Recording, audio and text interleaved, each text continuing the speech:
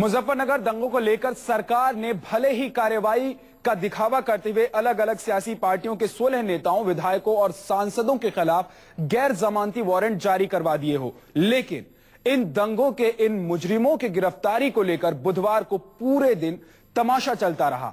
ऐसे में अहम सवाल यह है कि आखिर कब गिरफ्तार होंगे दंगों के गुनहगार।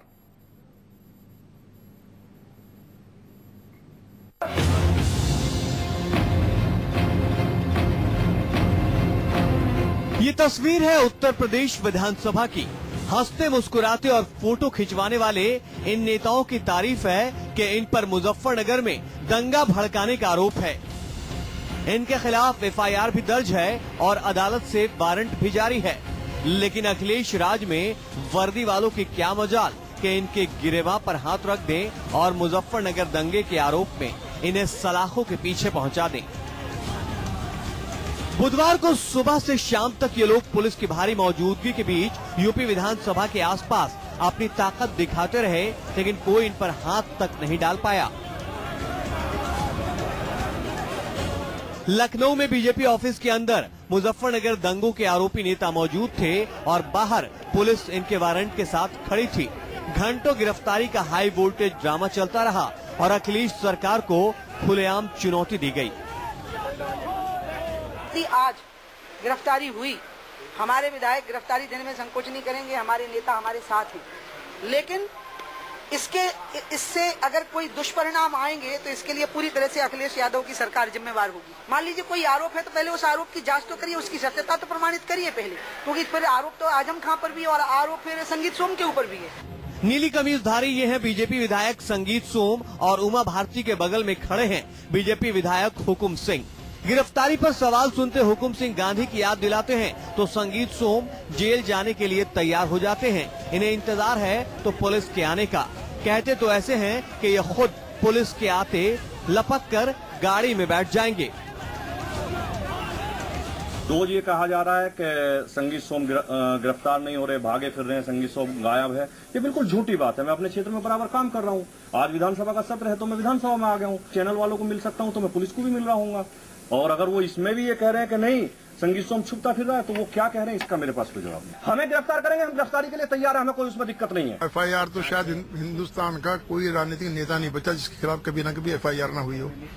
सैकड़ों एफआईआर गांधी जी के खिलाफ भी हुई, सैकड़ों एफआईआर पंडित नेहरू के खिलाफ भी हुई।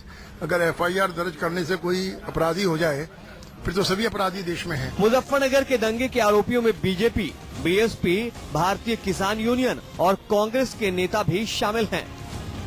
बीजेपी विधायक संगीत सोम, विधायक भरतेंदु, सांसद सोहनवीर सिंह, सुरेश राणा और साध्वी प्राची समेत कुल 9 बीजेपी नेता। बीएसपी के एक सांसद कादिर राणा और 2 विधायक नूर सलीम राणा और जमील अहमद, जबकि भारतीय किसान यूनियन के राकेश टिकैत और नरेश टिकैत के साथ साथ कांग्रेस के पूर्व सांसद सईदुज्जमा समेत कुल 16 लोगों के खिलाफ अदालत ने वारंट जारी किया है। कहने के लिए पुलिस की 10 टीमें इन नेताओं की गिरफ्तारी के लिए रवाना की गई हैं, लेकिन ये टीमें कहां हैं ये किसी को नहीं पता। अखिलेश राज में सवाल इस पर भी है कि विधानसभा में कड़े पहरे के बीच वारंट शुदा विधायकों पर कौन वर्दी वाला हाथ डालेगा। न्यूज 24 को पता चला है कि इन विधायकों की गिरफ्तारी के लिए अभी तक विधानसभा अध्यक्ष से इजाजत तक नहीं मांगी गई है। अलबत्ता इन्हें गिरफ्तारी का कोई डर भी नहीं है। ये है बीजेपी विधायक सुरेश राणा। इनके खिलाफ भी वारंट और एफआईआर है। खुलेआम घूम घूम कर कह रहे हैं कि वो विधानसभा में मुजफ्फरनगर का सच बताने के लिए मचल रहे हैं। 27 तारीख में कवाल की घटना हुई, 7 तारीख में महापंचायत हुई। क्या आजम खां साहब ने एक बार जरूरी नहीं समझा वो मुजफ्फरनगर जाएं? मुझे आजम साहब जवाब दें कि 27 से लेकर के 7 के बीच में क्या वो एक बार मुजफ्फरनगर गए? क्या उन्होंने वहाँ के जिम्मेदार लोगों से बातचीत की? क्या उन्होंने सोचा कि जनपद का माहौल खराब है, वो कैसे ठीक होगा? ये तस्वीर 30 अगस्त की है। मुस्लिमों की एक सभा में राजनीति की दीवार गिराकर भड़काऊ भाषण देने में किसी पार्टी का नेता पीछे नहीं था। हाथों में माइक लेकर भाषण दे रहे मायावती की पार्टी बीएसपी के सांसद कादिर राणा पर लोगों को उकसाने का आरोप है।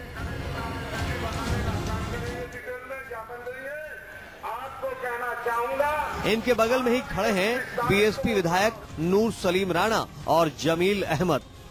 इसी मंच पर मौजूद है कांग्रेस के पूर्व सांसद सईदुज्जमा और उनके बेटे सलमान। इन सभी के खिलाफ वारंट जारी है, लेकिन केस दर्ज होने के हफ्ते भर बाद भी उत्तर प्रदेश पुलिस इन आरोपियों का पता ठिकाना नहीं ढूंढ पाई है। दीगर है कि मुजफ्फरनगर दंगों के बाद कोई पार्टी अपनी मैली कमीज देखने को तैयार नहीं है, उल्टे उसे दूसरों की कमीज ज्यादा मैली नजर आ रही है। शुरू में ही इन्होंने हालात बिगाड़ने शुरू कर दिए थे।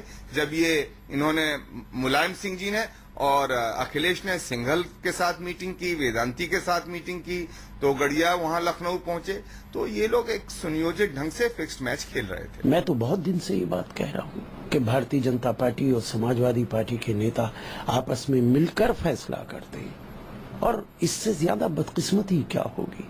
अपने ही देश के, अपने ही देशवासियों की लाशों पर और उनके खून पर आप राजनीति कर रहे हैं, फायदे और नुकसान को तराजू में तोल रहे हैं। ये तस्वीर भी आप भूले नहीं होंगे। 31 अगस्त की इस तस्वीर में बीजेपी के नेता साध्वी प्राची मुजफ्फरनगर के लोगों को भड़का रही हैं।